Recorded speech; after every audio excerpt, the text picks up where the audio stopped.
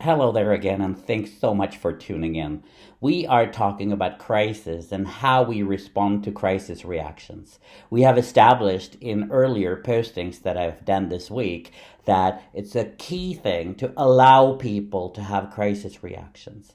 The other point that we were making is that it is normal for people to have crisis reactions. We need to normalize that people feel anger, feel depressed, feel apathy, feel anxiety. It's not an illness, it's a normal reaction to what we are facing right now.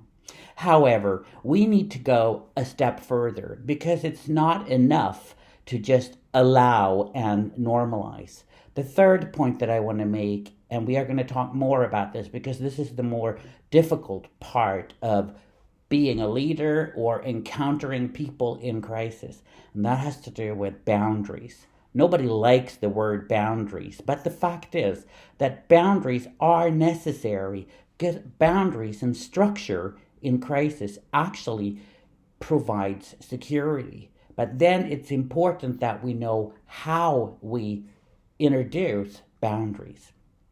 A nurse that I have been in contact with this last week, she has responded to this crisis that we are in. She worked in a very high pressure situation, and her crisis reaction is anger. She is so angry, and she doesn't even know who she's angry with, but her fuse is extremely short.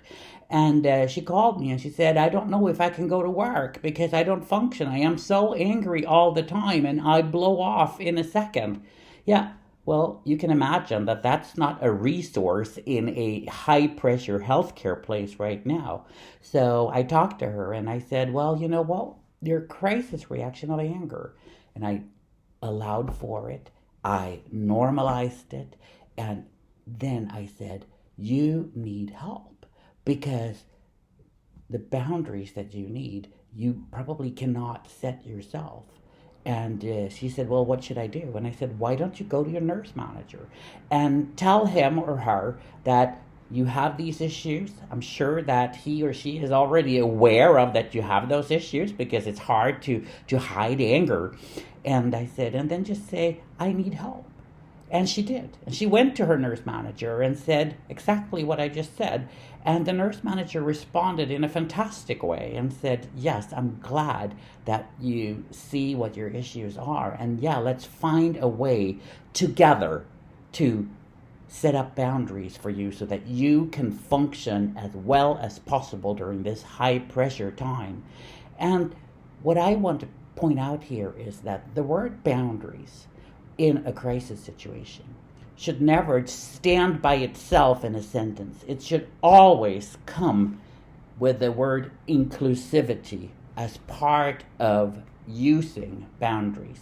Boundaries are fantastic, but you have to include the person that you are in contact with in their own boundaries. You have to evoke the boundaries from the person within, because if you come and externally put boundaries on people and tell them the way it is, then their defense mechanisms are just going to skyrocket, and you are going to have a much more difficult situation to deal with. So yes, it takes a bit of humility as a leader or as a crisis worker to say to a person, yes, it's okay, you can have your crisis reactions. It's all right that you're angry. It's okay that you have anxiety. It's all right that you feel apathetic. But we need to talk about the boundaries. What do you think are the best ways to deal with this? And when you do that inclusivity, something is going to happen. You're going to get the person to be cooperating in the whole thing about setting boundaries. A little key question that I think of many times when I meet people that are in crisis and have different crisis reaction is this: do not focus on the crisis reaction. If I meet somebody that has anxiety, I don't focus on the anxiety. I ask the question, who is this person who is experiencing anxiety? And instead of putting my focus on the crisis reaction, I put the focus on the person, knowing that the resources to use in boundary setting and other things, they are already within that person. So what you want to do is to create a sense of us. You and I are going to set up the boundaries that are needed.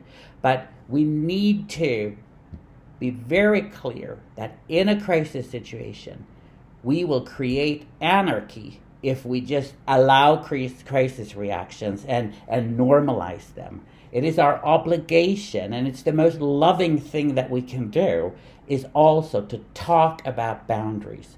But we need to then know how we do it. So for those of you that might have thought, oh, who is this guy that just talks about allowing for crisis reactions and normalizing it? The third point has to be added to it, and that is the point of boundaries and inclusivity, evoking those boundaries from the person that is supposed to adhere to them. That is the absolute best way of talking about this important issue. We're going to come back to this later, but I just wanted to introduce it today in this way.